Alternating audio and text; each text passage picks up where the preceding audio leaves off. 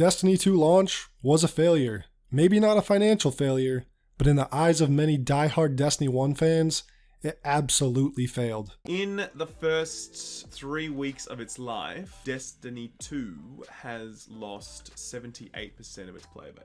Right. Vanilla had an end game, but no story and campaign. Yep. They basically swapped that around with Destiny 2. The Destiny 2 now has a campaign, but absolutely no end game whatsoever. Yep. And that's why people are just dropping off. I'm sorry, Destiny 1 at the end of it, after 3 years, was a f***ing awesome game, right? And I fully backed that game. Destiny 2, I've been really clear, is not a good game. A lot of people. It took players just 3 weeks to fall out of the honeymoon phase with Destiny 2, once they realized there just really wasn't much here. The game was shallow and boring, nothing like what we were promised or what we'd come to expect. Bungie had dropped the ball hard, and it would take a lot of work to come back from this disaster of a launch. As previously mentioned, Bungie addressed some of the issues in a blog post, saying they're working hard to figure out how to solve the problem of no endgame and a lack of reason to play.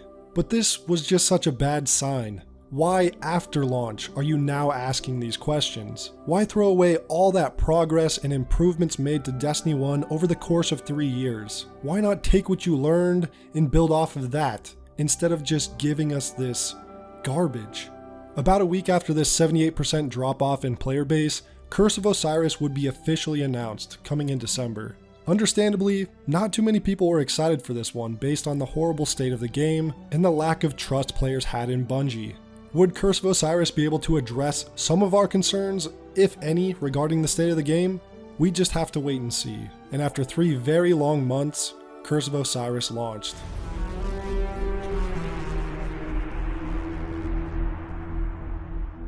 Curse of Osiris is a tough one. Where do we begin with this? Being released just 3 months after launch, it wasn't very reasonable to expect Bungie to address all of the problems with the game, but man, they really didn't even address any of them. Actually, that's wrong. They addressed a few of them, like grinding towards meaningful gear, adding heroic strikes, a Destiny 1 feature, back to the game. Only 2 problems: how they addressed these things. When Bungie heard us say we wanted meaningful things to grind for, Bungie only heard, we just want to grind, not realizing that those 2 things are not the same. We grinded in Destiny 1 because it was worth it, and in Curse of Osiris we had the same terrible loot issues as vanilla, but now they took 5 times longer. All that changed was now we had to farm 15 public events, 10 strikes, and kill 500 enemies on wherever for random quest lines to give us pretty bad loot. Just busy work, uninteresting grinds that only existed to give the illusion of a grind. Heroic strikes were added back, something we'd requested. But not only were they paywalled behind the expansion cost, all they did was bump up a few of the health bar numbers for enemies and the bosses and call it a day. No modifiers were added like we had in Destiny 1, no strike scoring, no strike specific loot, nothing. Just increased health to the enemies. It was a joke. But I'm getting a little bit ahead of myself here. Let's take a look at what came with this $20 price tag. We received a new, very short campaign consisting of 6 story missions, but only 3 were actual missions. One of them was a rerun of the Pyramidion Strike, but just with different dialogue to fit the new narrative. And the other 2 were just Infinite Forest repeats from the first time we went in there. There were technically 2 more missions that seemed a bit random, and that's because they were just strikes that would be reused and dumbed down for the campaign before we actually played their real version in the strike playlist. The Infinite Forest, where most of our campaign time was spent, was a unique idea, executed in the worst way possible. Not only could you just run past all the enemies in most cases to open the next forest link, but it took so long. There was nothing interesting about it beyond its first impression of a somewhat procedurally generated area. The story focused on Osiris, who returns after many years of exile. Osiris discovers that the Vex from both past and future timelines are amassing on Mercury. We are sent by Ikora to find Osiris and determine if he can be a trusted ally in the fight against the Vex. And nearing the end of the campaign, after slogging through the missions, we encounter Panoptes, the Vex mind who oversaw the Infinite Forest and managed its simulations. And we took him out in no time. Osiris gives us a congratulations and his thanks, and then he just disappears into the forest. Almost nothing is explained. Nothing made any sense, and players just felt confused by the whole experience. And once the campaign was done, what else did we get?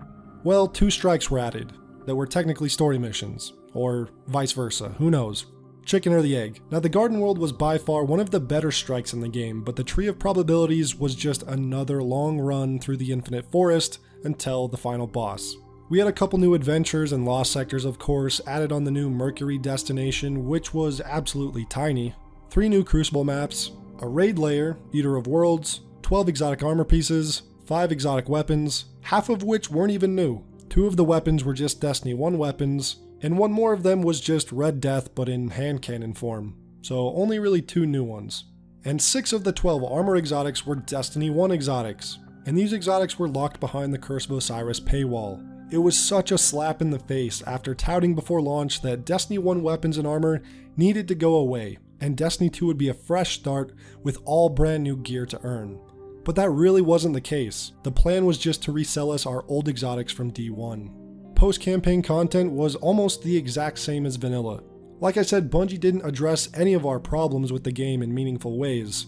And again, to give credit where it's due, it is unreasonable to expect them to in only 3 months with such a tight release schedule. But man, did it feel awful. Now there were new things to chase post-campaign, prophecy weapons that required you to grind X amount of strikes, public events, adventures, and so on to unlock, and man, these things were definitely not a fun grind. Unlocking all the weapons would also unlock the Sagira shell. Brother Vance was the new vendor on Mercury who oversaw things like the prophecy weapon grind, and boy did they ruin his character here. In D1, Brother Vance was a mysterious disciple of Osiris, hinting at deep lore. His dialogue was shrouded in mystery. In Destiny 2, he became an utterly annoying Osiris fanboy. I mean, just take a look at these clips and compare. Ask yourself, what would you do if the speaker was proven a charlatan? If you seek Osiris, you must begin with the trials. What a strange place to find myself. What a strange time. Here. If we're not ready when the moment comes, if we miss by seconds, darkness. I began as a guardian. I left to follow a different path. Perhaps you will too one day. He says the 9 are vulnerable every moment that they touch our world. I still can't believe you let Osiris return to the Infinite Forest without introducing me. I've studied all of Osiris's writings and written 5 works exploring his wisdom. Remind me again, how many Osiris books you've written? Bungie took their first steps to improve the value of repeat weapon drops in the game with Weapon Masterworks. This allowed weapons to get plus 10 stat increases to things like reload speed or stability, but because these Weapon Masterworks could be re-rolled, there still wasn't a reason to farm for one with your preferred masterwork, so they ended up kinda being a flop. The only real positive that came from this was orbs generating on multi-kills when you masterwork a weapon. Bungie also gave us their first raid layer, a mini raid set within a different part of the Leviathan. Now the final boss, Argos, was a really great fight. Much better than Callus from Leviathan. It required a lot of teamwork, the arena was sick, and the soundtrack wasn't too bad. But as a raid experience as a whole, it was absolutely awful. Prior to Argos, you would play hopscotch for 5 minutes, clear a group of ads, and then BAM! You're at Argos. The loot was even more disappointing. The armor was the exact same as the Prestige Leviathan armor, only now it has increased light level. And only 2 new weapons could be obtained, a grenade launcher and a shotgun, both of which were mediocre at best. And as good as the Argos fight was, this raid layer was a bit of a flop and did not impress. Loot and endgame was still a massive problem for the game. Just like with Vanilla D2, after beating the Leviathan there just wasn't anything to do, and in Curse of Osiris after beating Argos, it was the same. But Eververse brought the goods, lots of new loot there, nearly 100 new items in fact, new shaders, sparrows, ghost shells, armor sets, ornaments, emotes. It's clear where all the effort went for this DLC. Now it would have been nice to have some of these ornaments, ghost shells, ship sparrows, or whatever be rewards for things like the raid layer, or part of some new strike specific loot. Destiny 1 did that, but of course, in Destiny 2, Eververse gets all of it. In a world where the brand new raid layer didn't even get a new armor set and was a reskin of the first raid, Eververse got 3 brand new armor sets. And if that doesn't tell you how much of a horrible impact Eververse has on loot in this game, then I don't know what to tell you. Curse of Osiris was an absolute flop, and after having 78% of players drop off after D2 Vanilla, Curse of Osiris helped sink those numbers even further down. Look, Destiny 1 Vanilla was far from perfect, but at least it had an endgame, and PvP was chaotic fun. And its first DLC, Dark Below, didn't make swift changes to the game either, but even it had an endgame. D2 had no endgame, Curse of Osiris had no endgame. PvP was locked to only 2 playlists, a quick play mosh pit, and competitive, which didn't even have a ranked system. With the release of Curse of Osiris, we had entered the dark age of the franchise. Where D2 launched touted 8.4 million players, that number was down to just over 600,000 just a couple weeks after Curse of Osiris launched. Many players who returned for Curse of Osiris dropped the game just as fast as they returned after playing it. And for those who stuck with the game through Vanilla into Curse of Osiris, it was getting harder and harder to stick with it. Around this time we would get the Dawning event, one of the most beloved events in Destiny 1. How did it convert to Destiny 2? Well, not great. The event was similar to Destiny 1 in that you did mini quests that would give you items to gift to an NPC, and in return they'd give you a gift. Dawning engrams were similar to these gifts, but of course could be purchased at Eververse, where most of the cool items were. New armor sets, new sparrows, ships, shaders, all that jazz. Mayhem Crucible was brought to the game for the event, which was a nice change of pace compared to the very slow, regular PvP playlist, and snowballs were added throughout the game in things like strikes, and were a fun little bonus. But with the current feeling players had with the state of the game, it kind of sucked a lot of the enjoyment out of the experience, especially with the core focus of the event just being more Eververse. Bungie would continue to nerf anything that resembled fun throughout the next month to much backlash from the community. An even further nerf to Shoulder Charge comes to mind when I think of that. At every turn, Bungie was just making mistake after mistake until finally I think it dawned on them that something needs to change. Big changes, in fact, need to happen. And in January 2018, Bungie would address some of these issues in a blog post. They talked about adding improvements to raid armor stats, strike scoring, gameplay improvements, competitive PvP actually having incentives, bringing a 6v6 PvP playlist, Rumble and Mayhem game modes would be returning, and buffs to various exotics. Now this all sounded great, but man was this cycle just getting exhausting. Oh, I don't know how to feel anymore. I really don't. Part of me just wants to be like, hooray, things are happening, yay, this is nice. But then part of me is like, well, we need to wait until DLC 2, probably even longer for any very substantial changes to happen, or how much credit can I give Bungie for re-implementing things that we already had that people liked? Putting in this stuff builds us back up to a good baseline, which is good. But then part of me is like, why are we rebuilding again? How many more times must we rebuild and go through game-altering fixes and changes? I do want to emphasize that the things we're getting are good. It's not like they're bad changes or fixes. They all improve the game. Bungie is listening, as they love to say. But it's just the feeling of, why did it have to come to this, that I think annoys a lot of people. The community is just tired of the waiting.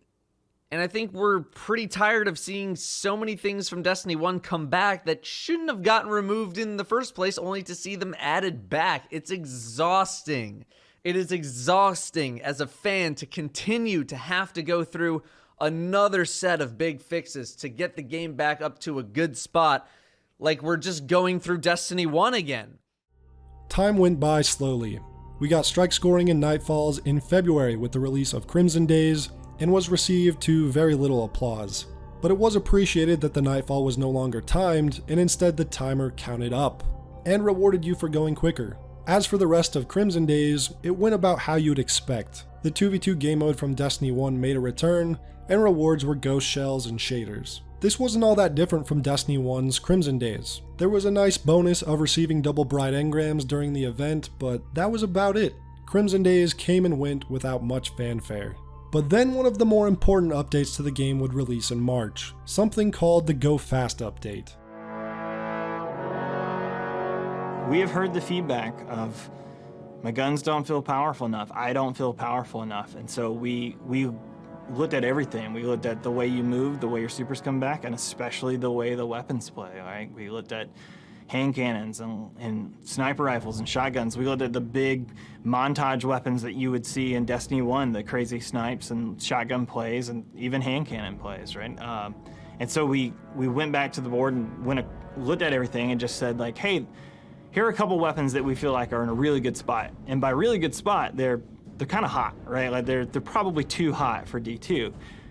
In D1, people would have said, probably correctly, that means we would nerf those things. They're nails that are sticking up out of the board, and we would have hammered them back in to be even with the board. For this update, we did the opposite. We said, these things are hot. Let's bring everything else to them. And so we started raising each thing up, whether it be in PvE or PvP. We've also learned the lesson of don't sand the coolness down, right? Like leave the jagged spikes of personality in there. So many buffs to all weapons in PvE. 50% buffs even to various weapons. Supers became faster and more lethal. Movement speed in general was buffed for all the jumps. Titans even had their shoulder charge back to being used for movement, like it was in Destiny 1.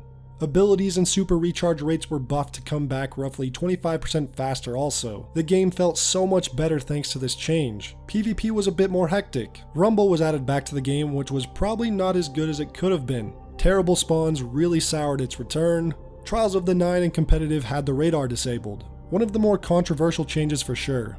And it wasn't received too well if we're being totally honest. Iron Banner would be 6v6 control, and was better received than the change to Trials.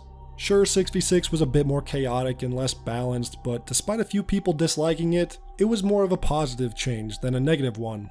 Nightfall loot got some new additions. Strike-specific loot was back. Weapons like DFA, Silicone Neuroma, and Duty Bound were added to the game. A few ships, sparrows, and ghost shells were added as well, but they left a lot to be desired.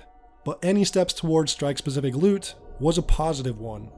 Was the game better after this update? Yes, but far from perfect. Many of the loot and endgame issues still remained, but that wasn't necessarily the goal of this update. And this update accomplished what it set out to do: increase our strength, bring back some of the fun, and give us a taste for what the future of the game would look like. A month later, we would get our first look at the next DLC, Warmind. The reveal stream started with a look at Escalation Protocol, the new Court of Oryx or Archon's Forge style activity. Taking place on the new destination Mars, Escalation Protocol appeared to be a much more challenging version of those activities. Much higher light levels, a few more mechanics thrown in, and some worthwhile rewards.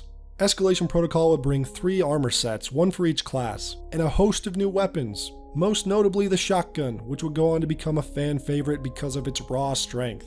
The latter half of the stream focused on Crucible and the addition of Valor and Glory ranks. Valor was a basic rank up system that granted you rewards from shacks the more points you got. Ranking up to maximum Valor allowed you to reset your progress and do it again for more rewards. Glory was exclusive to the competitive mode and acted more like a traditional ranked system. You rank up for getting wins, and you lose rank for losses. Reaching the maximum Glory rank would net you a unique reward: Redrix's Claymore. We'd get a confirmation that private matches would be coming in Warmind, and they discussed some of the specifics about buffs to exotics. Things like Graviton Lance, which would become absolutely crazy once it was released. The reveal stream was more or less a success. Based on what they discussed and showed off, it looked like some of our initial concerns during launch were finally being addressed. Difficult endgame content with worthwhile loot to chase in regards to Escalation Protocol, and PvP finally getting some much needed incentives in both quick play and competitive. More buffs across the board was a nice cherry on top. Warmind was looking like it might actually have something to bring players back. Maybe, but we'd have to wait till release to see if our hopes would be a reality. And 2 weeks later, on May 8th, it released. We got a brand new campaign focused around, well, one too many things. Rasputin, Nokris, Zol, Anna Bray, and the Braytech backstory. The story was all over the place, and it was only told in 3 story missions, as well as 2 strikes repurposed for story missions. It was awful, to put it lightly. The story and lore in the game at this point was in the gutter. There was absolutely no interest in the world of Destiny as far as the story goes. Lore channels on YouTube definitely felt the side effects of that at this time. The game was full of retcons and wasted story potential for characters like Zol and Nokris, who were relegated to strike bosses, and Rasputin was now on Mars for some reason. Anna Bray's character was written in such a way that kind of ruined the cool lore surrounding her from Destiny 1. And yeah, the story was not great at all. The strikes as far as gameplay goes were much improved compared to the rest of the game. The Knocker strike is one of my personal favorites in that regard, and the Zol strike was quite a spectacle. But again, these characters deserve to be part of the same raid or something, because what we got instead was just disappointing. PlayStation players got an extra strike, the Insight Terminus, which was on par for the rest of Destiny 2 strikes, meaning it wasn't all that special. 2 Crucible maps were added to the game, the Mars Destination along with Escalation Protocol, and another raid layer set in the Leviathan, Spire of Stars. Warmind continued the trend of bringing back Destiny 1 exotics. 6 of the 11 exotic armor pieces were from Destiny 1, and 3 of the 6 exotic weapons were Destiny 1 weapons. Bungie took some more steps in creating a better balance between grind and meaningful loot chases. Power levels were increased to 385 with the introduction of a more strict soft cap being 340. Getting up to level 370 would be the next hurdle, and then a much more endgame focused grind in order to get 385. Clan engrams were nerfed to only provide rewards up to 340, meaning players would actually have to play the game for some of the better loot drops. Reaching maximum power level actually meant something now, especially with the addition of Escalation Protocol. The enemies in that activity were very high levels, so getting as high as possible was almost required if you wanted to snag some of the best loot. Things like exotic weapon catalysts were added that would provide bonuses to weapons after doing a bit of grinding, and were a great addition that brought more meaning to those exotics. And speaking a bit more on Escalation Protocol, it was fantastic. Finally, a post-campaign grind actually worth leveling and working towards. The armor and weapons were top tier in the game, and the activity was always challenging, even when you were matching the level. Escalation Protocol gave players a lot of hope that the game was heading in the right direction. Bungie would also add some more difficult exotic quests. One for a new scout rifle called Polaris Lance, which was similar to Necrochasm from Destiny 1. It required being leveled from a legendary version of the weapon into an exotic through some grinding.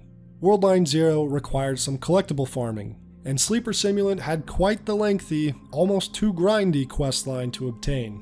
The raid layer Spire of Stars was an improvement over Eater of Worlds, having a bit tougher mechanics and an actual jumping puzzle, as well as the hardest raid boss in the game, maybe even the franchise up to that point. Valkaur was a real bitch and required the most perfect execution. It was well designed for sure, but not necessarily fun, at least in most of the community's eyes. Spire of Stars had a much lower completion rate than Leviathan or Eater of Worlds, which was probably due to its difficulty, but also due to it not really being that fun or worth running. And that'd be because of the loot, which was underwhelming on all accounts.